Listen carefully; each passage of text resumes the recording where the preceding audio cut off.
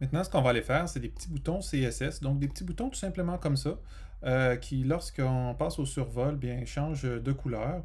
On va aller voir dans le code, ici, je vais me faire une division dans le bas du code ici. Donc, c'est tout simplement des divisions accompagnées de CSS, puis l'astuce, c'est de faire des carrés à coins arrondis. La première chose à faire, c'est bien sûr de me créer une division.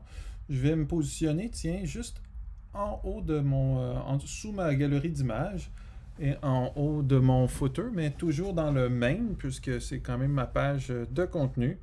Je vais me créer une division. Je vais lui attribuer une classe. Je vais l'appeler, tiens, page, parce qu'au fond, c'est mes boutons de prochaine page. Donc ça, c'est juste mon conteneur. OK, il n'y a rien encore, il y a rien encore là-dedans. Donc, je vais aller me créer différentes divisions ici. Donc, je vais me créer une div, puis je vais mettre 1. Tout simple de même.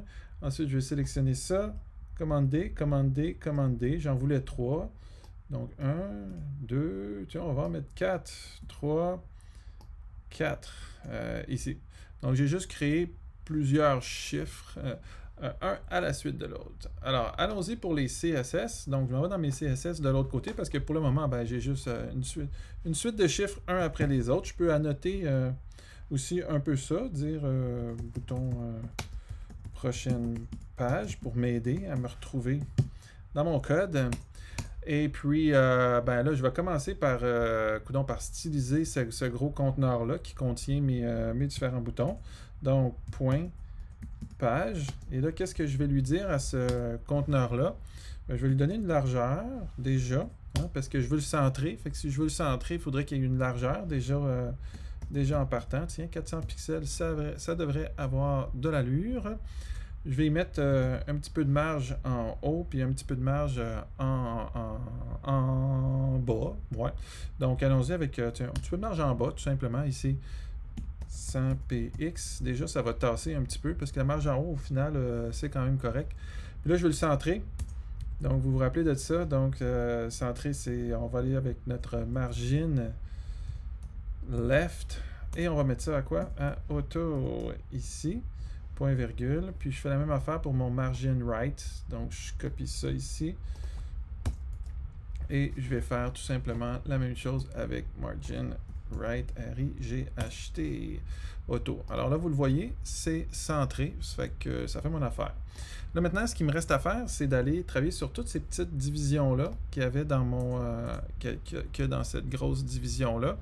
Fait que pour pas avoir à les prendre séparément, puis pour pas avoir à les nommer, regardez, je vais vous donner un petit truc. Page, signe plus grand, donc tout ce qui est, toutes les divisions qui sont dans page. Alors là, du coup, tout ce que je fais, ça va cibler les divisions qui sont dans page. C'est-tu pas magnifique, ça? Alors, on va commencer. On va tout simplement on va donner une couleur déjà, background color. Je vais y aller avec des couleurs un peu random. Tiens, je vais y aller avec bisque ici. Déjà, ici. Je vais y aller avec... ensuite, là, pour le moment, ils sont un par-dessus l'autre. Fait que je veux qu'ils soient un à côté de l'autre, ces éléments-là. Donc, pour ça, je ne sais pas si vous en rappelez, mais là, c'est des blocs. Donc, on va dire display ici, puis on va dire inline block. Alors, ça, ce que ça va faire, c'est que ça va faire que mes éléments sont plus un sous l'autre, mais bien un à côté de l'autre. Là, maintenant, ils sont tout petits, donc on va leur donner une petite largeur. Donc, disons 20px. Est-ce que ça fait ici 20px? C'est-tu cute, ça? Oui, ça me va. OK. Je vais l'augmenter peut-être un petit peu pour les besoins de la cause, là, pour que ce soit un petit peu plus gros à vos yeux. Tiens, 50px. Je vais les distancer. Donc, je vais avoir une petite distance entre chacun. Donc, margin left. Je vais donner peut-être 20px de marge entre chacune d'elles. Centrer mon texte à l'intérieur. Donc, text align center. Alors là, mon chiffre se retrouve centré à l'intérieur. Maintenant, qu'il soit un petit peu plus gros, tiens. Padding 20px. Ça va les grossir. Donc, en mettant du padding, ça fait qu'ils sont plus gros, ces boutons-là. Alors, tu vois, du coup, là, je vais réduire un peu la hauteur. Dans le fond, j'étais correct avec mon 20 pixels ici. Ouais, ça a plus d'allure. Fait qu'avec mon padding qui est là, ça va être pas mal. Aussi, comme je vais mettre des liens dessus, là, c'est pas souligné, mais je vais juste mettre Non-Text Decoration parce qu'au fond, on va mettre des liens par-dessus ça, donc on voudrait pas que les liens soient soulignés.